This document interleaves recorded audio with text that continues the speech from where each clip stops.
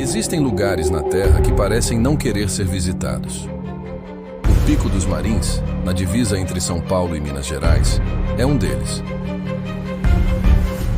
Uma fortaleza de pedra com quase 2.500 metros de altura, onde o tempo muda em segundos. Em 8 de junho de 1985, um grupo de 5 escoteiros subiu essa montanha. Apenas 4 desceram. Esta não é uma história de ficção. É o desaparecimento mais intrigante do Brasil.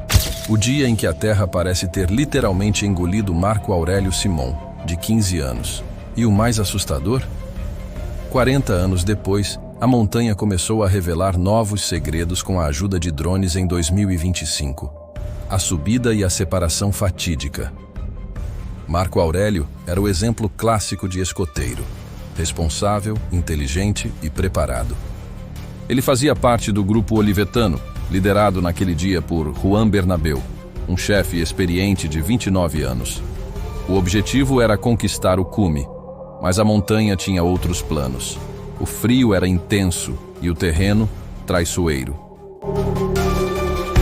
No meio da subida, um dos garotos, Osvaldo Lobeiro, escorrega e machuca seriamente o joelho.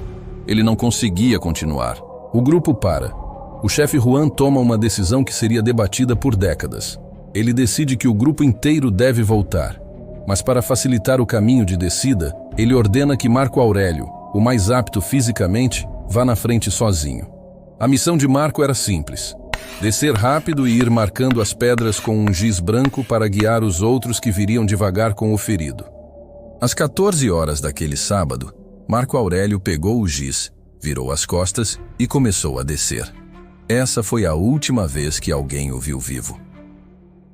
O silêncio da montanha e as buscas.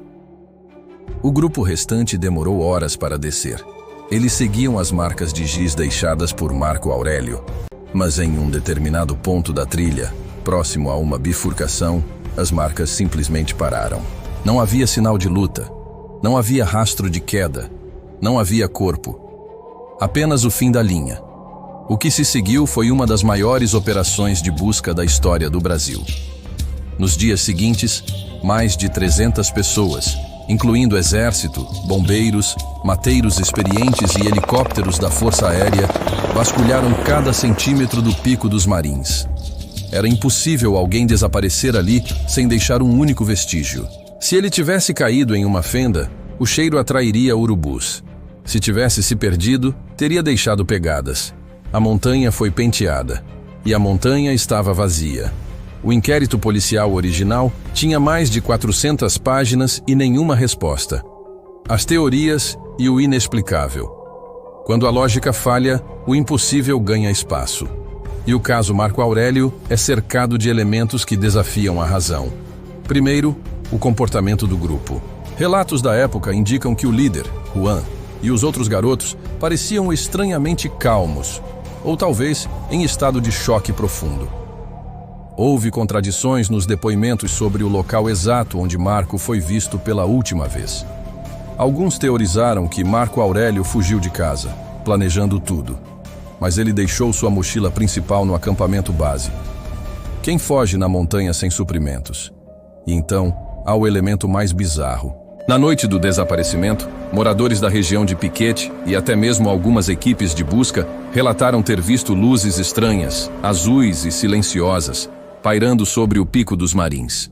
Isso alimentou teorias ufológicas que persistem até hoje. Teria Marco Aurélio encontrado algo que não é deste mundo? Ou as luzes eram apenas fruto do pânico coletivo? As novas buscas de 2025. O tempo passou, mas a dor do pai, Ivo Simon, nunca cicatrizou. Ele dedicou a vida a encontrar o filho, e essa persistência trouxe o caso de volta à tona. Mas o caso Marco Aurélio não é único no mundo. Especialistas em mistérios frequentemente o comparam ao incidente do Passo Dyatlov, na Rússia. Lá, 9 excursionistas experientes também encontraram um destino trágico e inexplicável em uma montanha gelada. A semelhança assustadora está no fator irracional. Em Dyatlov, eles cortaram as barracas de dentro para fora e correram para a morte na neve. No Pico dos Marins, um grupo experiente cometeu o erro primário de se separar. Será que a hipotermia afetou o julgamento do líder Juan Bernabéu? Ou existe algo naquelas altitudes que afeta a mente humana, induzindo a erros fatais? A montanha, às vezes, parece brincar com a psique de quem ousa desafiá-la.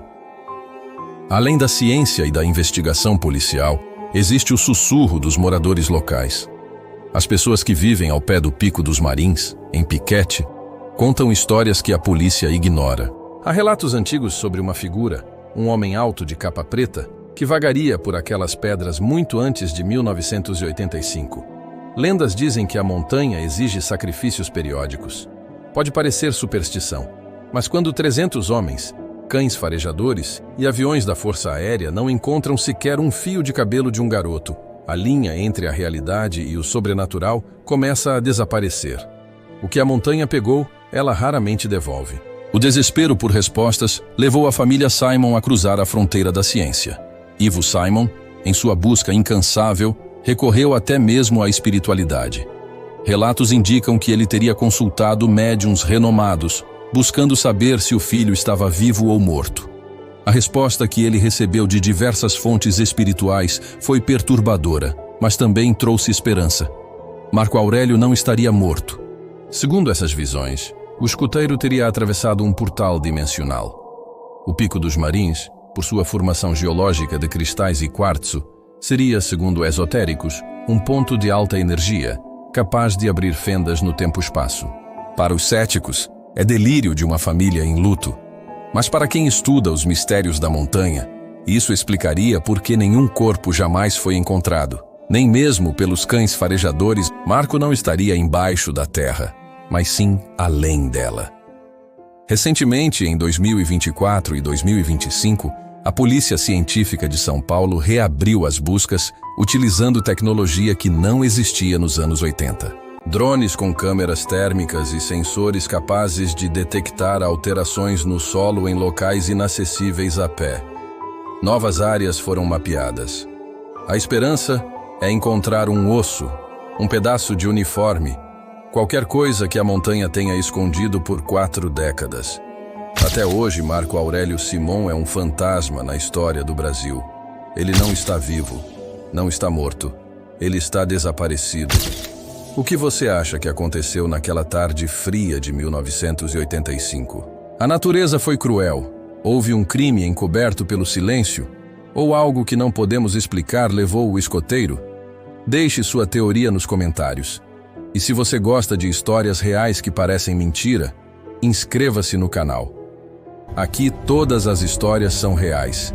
Reais demais.